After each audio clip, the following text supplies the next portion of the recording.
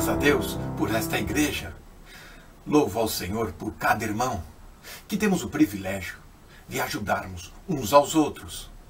Colossenses capítulo 3, no verso 10. E vos revestiste do novo, que se renova para conhecimento segundo a imagem daquele que o criou. A pergunta que surge é: o que vem a ser cristão?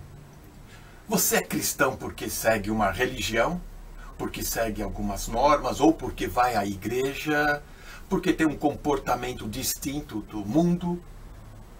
Mas a palavra de Deus diz que ser cristão é ser semelhante ao Senhor Jesus. Claro que algumas vezes, quando fracassamos, ou por vezes caímos negativamente no mesmo erro, nos mesmos defeitos e vícios, a resposta que damos para justificar as nossas fraquezas é que eu não sou Jesus. Jesus era perfeito, eu sou humano. Bom, claro, você é humano, assim como nós todos somos humanos. E outra verdade é que o Senhor Jesus foi o único homem que não pecou.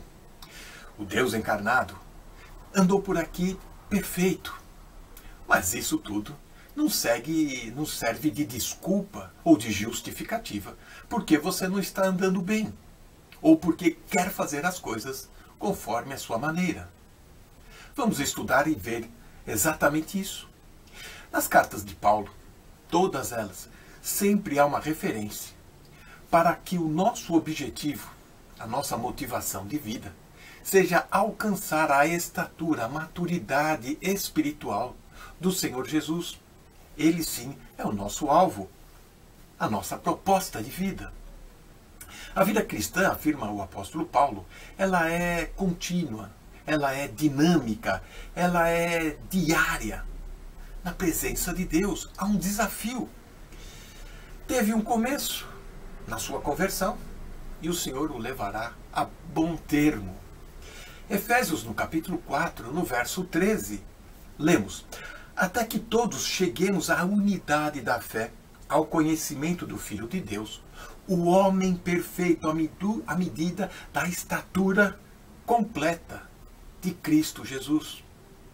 Portanto, aqui está o nosso alvo, a nossa motivação para a caminhada cristã: chegarmos à estatura do Senhor Jesus.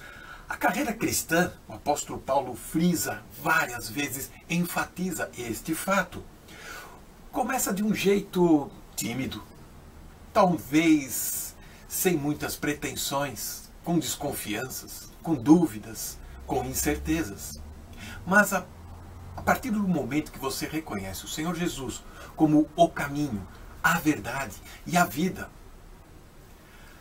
você vai ter o Senhor Jesus como alvo, como proposta, como propósito para a sua vida. Vejamos então aqui no verso 10. Para conhecimento, vamos destacar isto.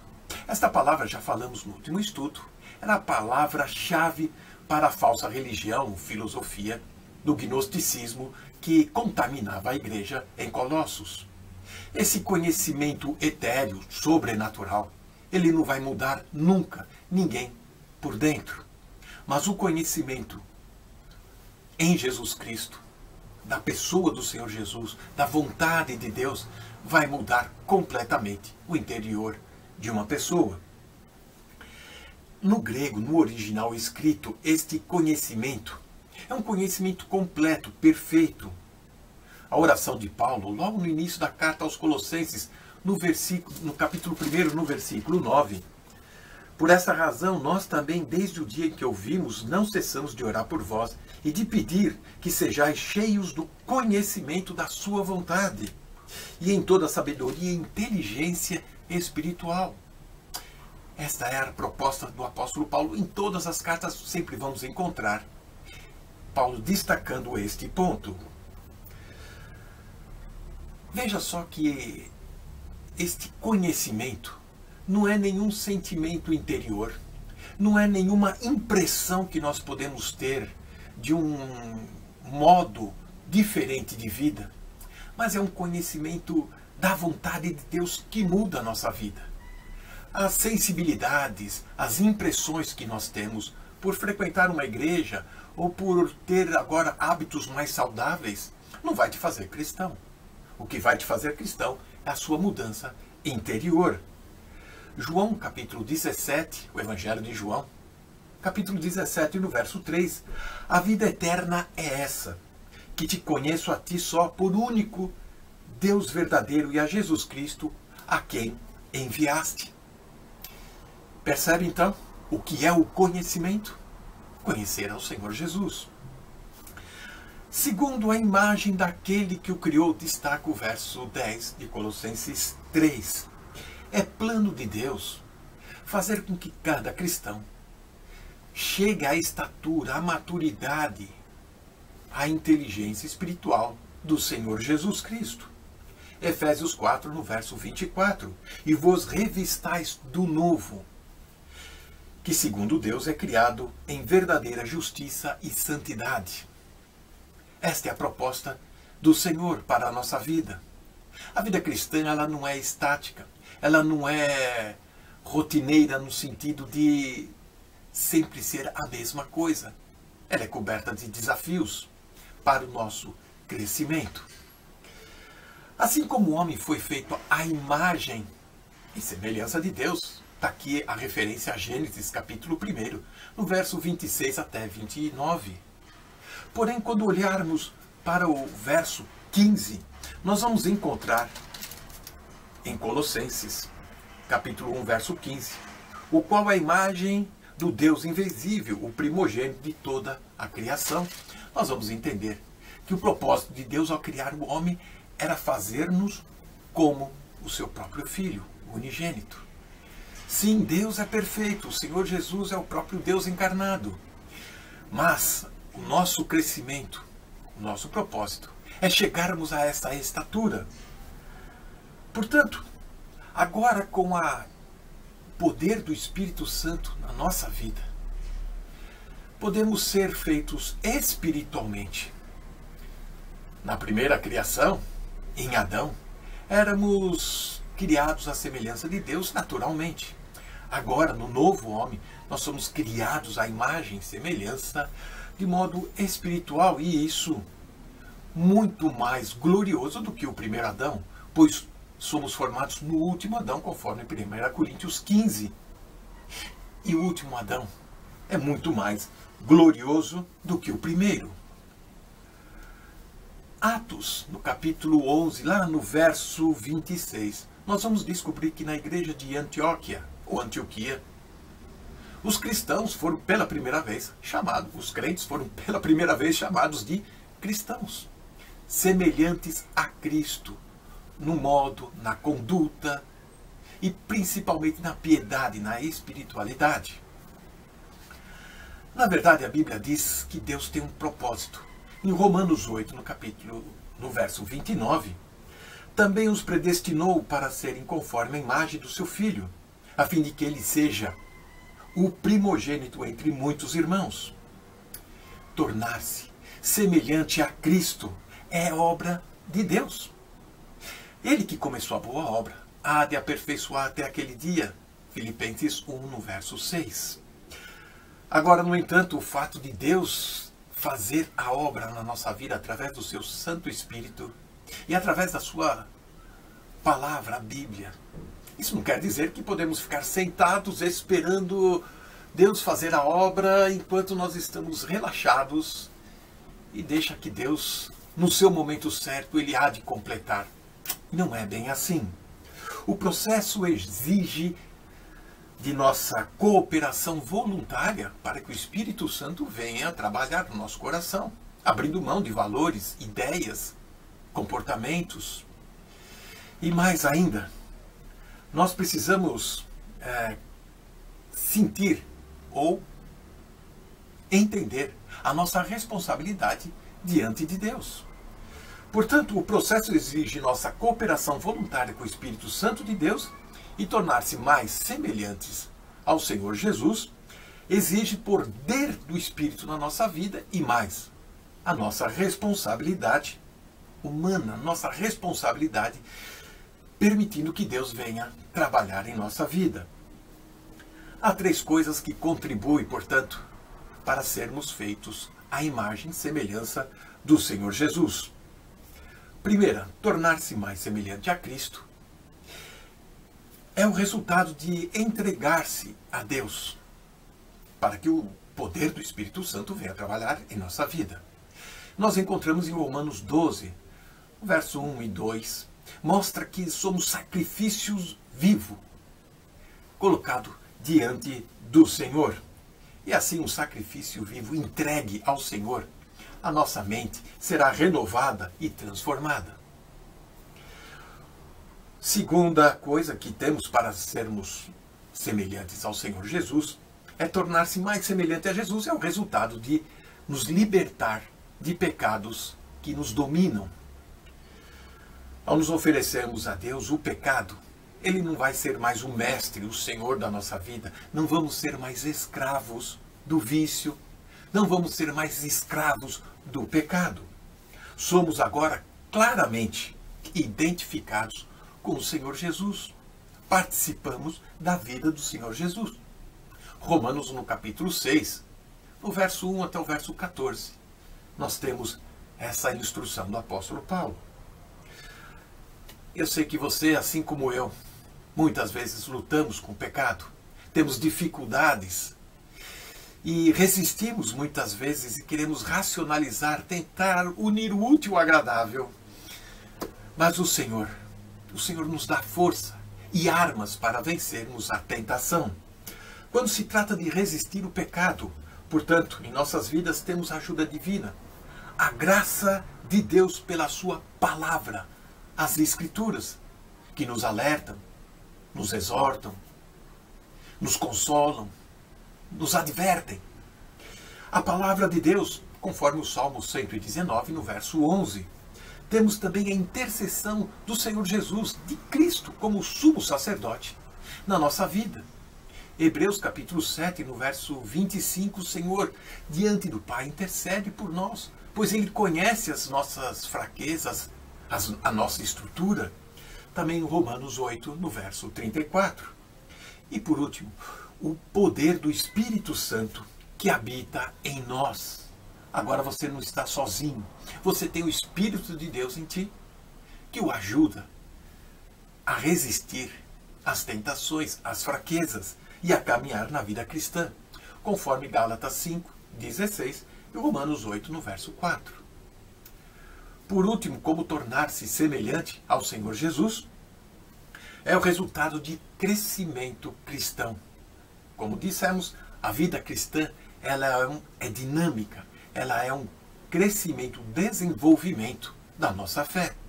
Começamos débeis, começamos fracos, com incerteza, e no caminho vencendo os desafios com as armas que Deus nos dá, através das Escrituras, através da intercessão de Cristo e através do poder do Espírito Santo, podemos ir crescendo.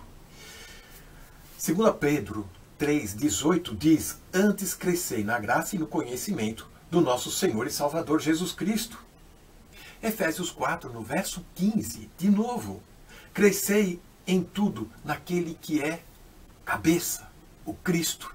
Há um imperativo, há uma ordem, onde que devemos crescer, amadurecer, não ser bebés, não ser infantil e ser levado por qualquer vento de doutrina. 2 Coríntios 3,18, todos nós com o rosto desvendado, contemplando como por espelho a glória do Senhor, somos transformados. Portanto, vamos crescendo, vamos desenvolvendo, amadurecendo, como? De glória em glória, na sua própria imagem, como pelo Senhor, o Espírito. A promessa de tornar-se como Cristo é a grande motivação que temos para perseverarmos juntos na fé e na doutrina, e estando firmes e inabaláveis na palavra. Que o Senhor nos ajude. Amém. Começo por dar uma saudação especial a todos aqueles que ao longo do tempo nos vão acompanhando no estudo da Palavra de Deus, particularmente agora na Carta aos Colossenses. Prossigamos então o nosso estudo na Epístola aos Colossenses, no capítulo 3 e no versículo 10, que diz assim: e vos vestistes do novo, e sublinha aqui a palavra novo, que se renova para o conhecimento segundo a imagem daquele que o criou.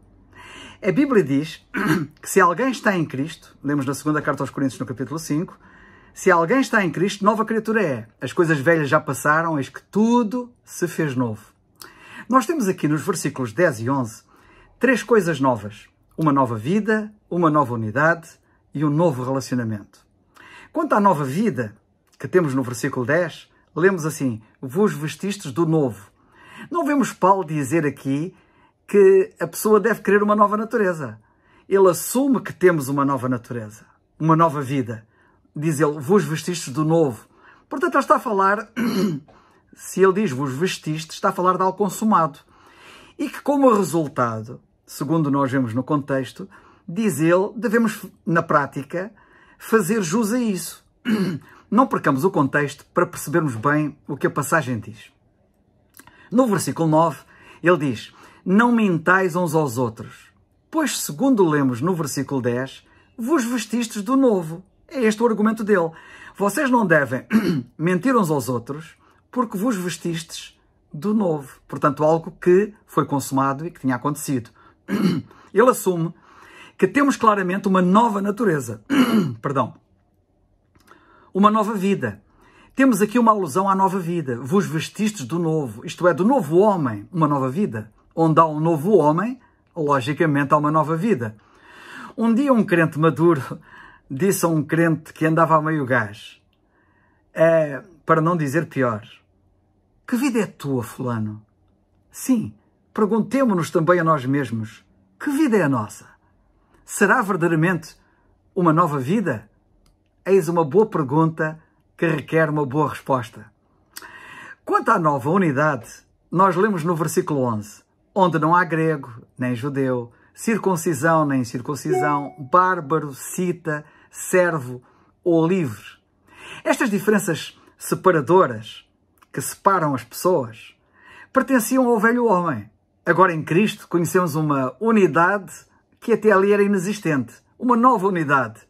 Gregos unidos a judeus, circuncidados unidos a incircuncidados, incivilizados bárbaros unidos a civilizados da grande Sítia, que eram os citas, e escravos unidos a livres.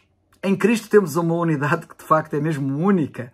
Só Cristo une o que o pecado separa. E já agora, a separação que havia era resultante do pecado.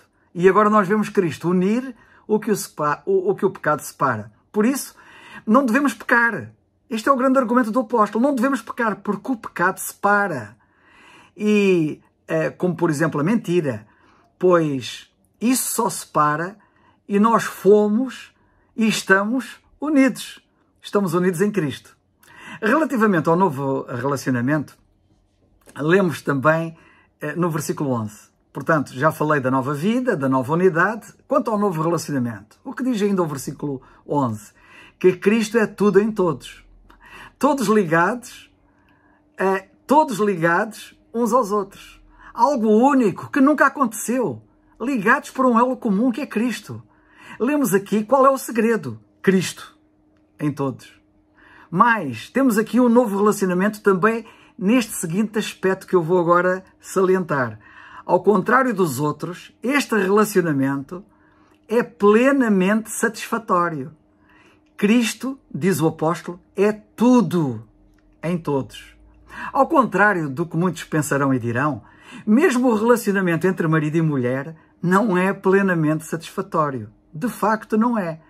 Pois ele e ela não são rigorosa nem verdadeiramente tudo um para o outro. Não são. É impossível ser. Quanto mais isto não acontece noutro tipo de relacionamentos. Portanto, este relacionamento que está aqui diante de nós é um novo relacionamento também nisto, porque ele apresenta uma plena satisfação quando diz que Cristo é tudo em todos. Mas este relacionamento que temos uns com os outros em Cristo, ao contrário dos outros relacionamentos, mesmo com marido e mulher, é um relacionamento plenamente satisfatório. É tudo. Saboreemo-lo então na prática, esse facto que nós temos em Cristo. Depois lemos no versículo 10. Mais uma vez vamos ler o versículo 10. e vos vestistes do novo que se renova para o conhecimento, segundo a imagem daquele que o criou. E agora temos aqui uma alusão à imagem, que é a imagem de Cristo, e que o nosso irmão Alberto já falou sobre isso anteriormente. Pensemos um pouco na imagem do Senhor em nós e no peso da responsabilidade do seu significado. Em Marcos, no capítulo 12, versículos 15 a 17, lemos que um dia o Senhor disse estas palavras. Passo a citá-las. Disse ele assim: trazei-me uma moeda para que a veja. E eles lhe trouxeram. E disse-lhes: de quem é esta imagem e inscrição? Que ele naturalmente estava a ver na moeda. E eles lhe disseram: de César. E Jesus respondendo disse-lhes: dai, pois, a César o que é de César e a Deus o que é de Deus. E maravilharam-se dele. Passagem fantástica. Gosto muito deste texto. A moeda tinha escrita nela a imagem de César. Por isso, César, segundo o Senhor, tinha direito a ela. Devia possuí-la. Dá-lhe a ele. Pertence-lhe, disse o Senhor. Dai, pois, a César o que é de César, a imagem, a moeda. Ora, ao vermos inscrita em nós a imagem de Deus, sabem o que isso quer dizer? Quer dizer que nós temos dono, que nós não somos de nós mesmos, nem de mais ninguém, mas daquele de quem é a imagem. Por conseguinte, Deus tem direito a nós. Por isso Deus deve possuir-nos e fazer de nós o que bem lhe aprouver. Pertence-lhe a Ele fazer de nós e conosco aquilo que Ele quiser. Coloquemos-nos verdadeiramente nas suas mãos, portanto. Somos dele. Ele tem todo o direito à nossa vida de fazer nela e com ela aquilo que a sua vontade quiser. Portanto, não nos pertence a nós determinar aquilo que nós fazemos diariamente. O que é que nós fazemos com a vida que temos, com os bens que temos, com os dons que temos, com o tempo que temos, é tudo dele. Porque a imagem dele está em nós. Muitos, porventura, têm conhecimento. Mas, infeliz e lamentavelmente, não têm conhecimento segundo a imagem, como diz o nosso texto. Reparem que o texto diz: vos vestistes do novo que se renova para o conhecimento segundo a imagem daquele que o criou. Ora bem, só o conhecimento segundo a imagem, só o conhecimento segundo a imagem de Cristo é que nos pode conduzir experimentalmente a uma vida realmente renovada. Como eu disse, muitos porventura têm conhecimento. E nós próprios podemos estar nesse número. Mas infeliz e lamentavelmente, podemos ter conhecimento não segundo a imagem. Conheçamo-lo verdadeiramente de acordo com a imagem. Afinal, essa é uma das finalidades destes estudos que nós estamos a fazer. É levar-nos ao conhecimento segundo a sua imagem. Que Deus nos abençoe.